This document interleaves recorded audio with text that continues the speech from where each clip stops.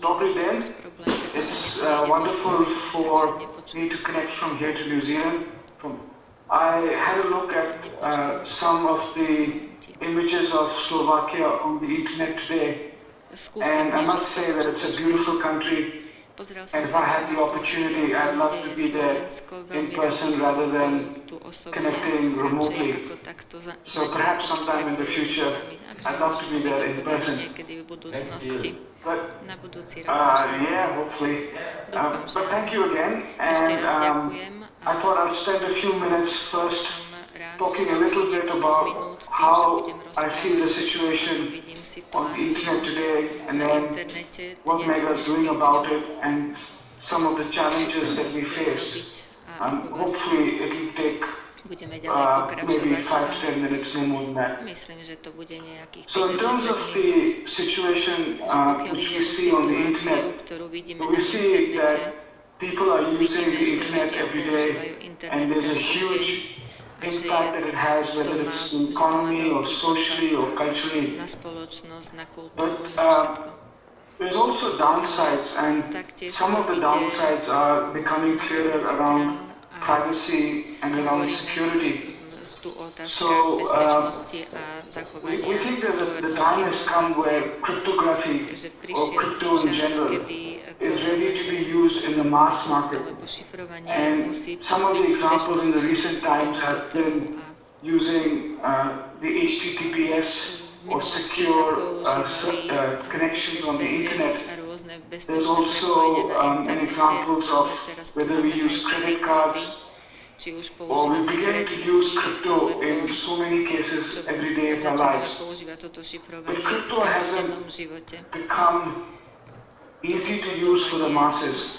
And if we think about what are the factors that are required for cryptography to be used by everyday people, then there are a few things that have to come together. The first thing is that there has to be a perceived need. People have to think that they need cryptography for some particular requirements. It has to be quick, so nobody on the internet has any patience, and to use crypto for everyday people, it really has to be very quick, with almost no additional time delay. Perhaps most importantly, it has to be easy, preferably it has to be automatic, so that people don't have to have plugins, people don't have to make special efforts. And we know that if people have to make that effort, then nobody is using it. So something like PGP has been around for a long time, but people don't commonly encrypt their emails because it's just simply another hard step. Also, crypto has to be reliable, so that when required it's available, and it has to be fit for purpose, which means that it has to provide the security and be implemented properly.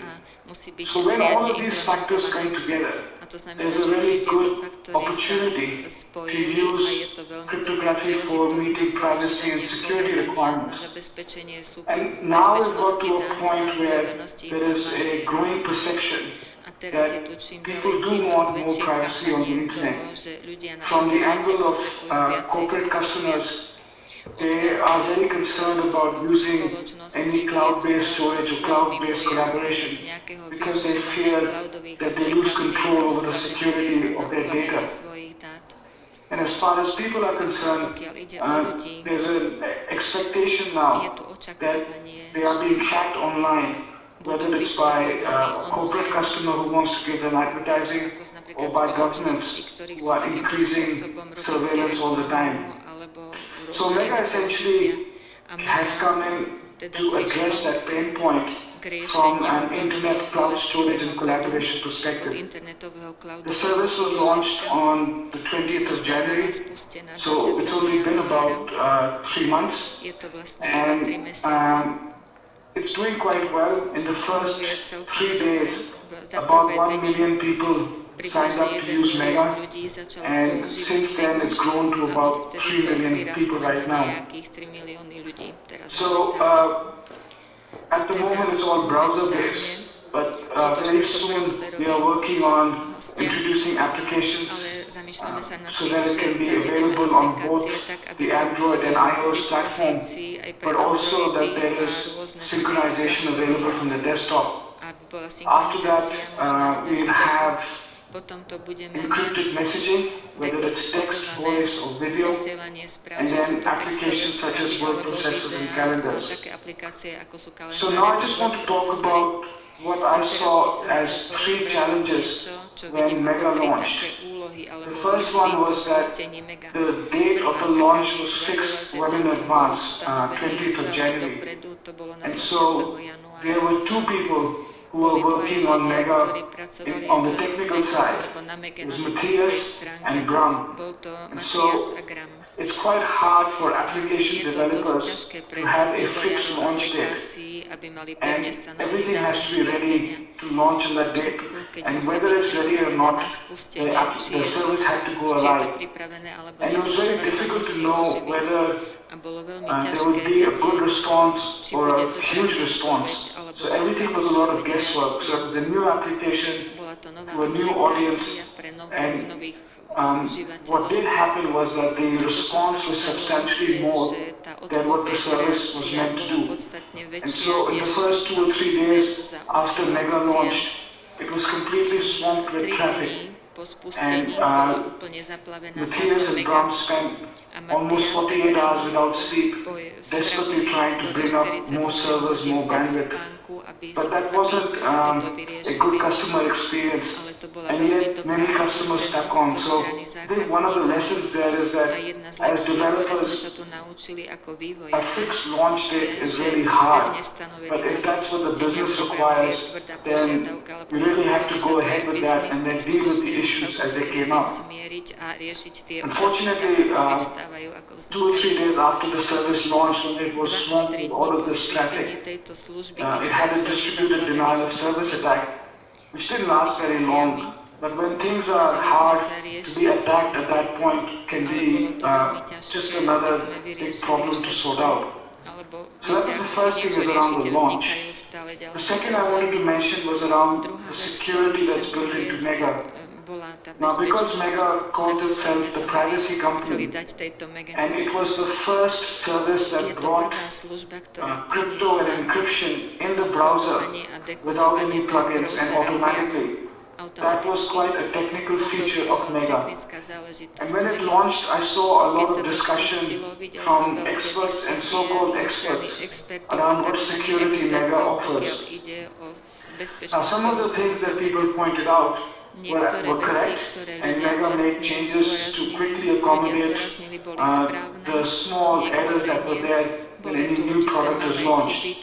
But what's really hard for a new service, particularly one that prides itself on security, is the perception of security, not how security actually is, but what people perceive the security to be. And so after some time, I think Mega did a very good thing, which was it launched a bounty. It allowed people to send in security errors for payment and return. And there was also a program where an encrypted file on Mega is even today available on Mega's website. And there's an open challenge for people to provide the key that can decrypt that file. And so the bounty or going out with a program that allows anyone in the world to point out your security issues has 2 really good benefits. The first one is that you can get a lot of smart people telling you if there are any problems with your security. And you pay them, and if that payment isn't that high, but you get a very high level of security.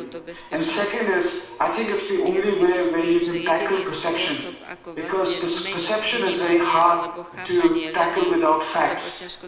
And so once the market starts thinking that your service isn't secure, then a good way is a bounty program or a payment if flaws are pointed out. And we see now that the Mega perception of security has become very high. And finally, issue with Mega is that the encryption is in such a form that only the user or the customer can unlock the encryption key or decryption key, which means that Mega itself can never look at a file that anyone uploads.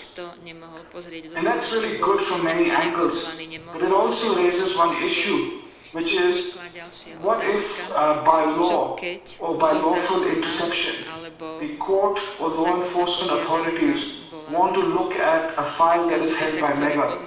At the moment, Mega can't do anything because it doesn't have the password. So it can provide an encrypted file, but that doesn't help anyone.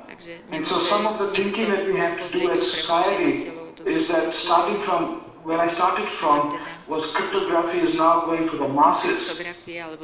What are the implications for law enforcement and for ensuring that files are available to be viewed if there is a problem? Now, I don't have the answer for that, but I think it's an issue that we have to look at. So,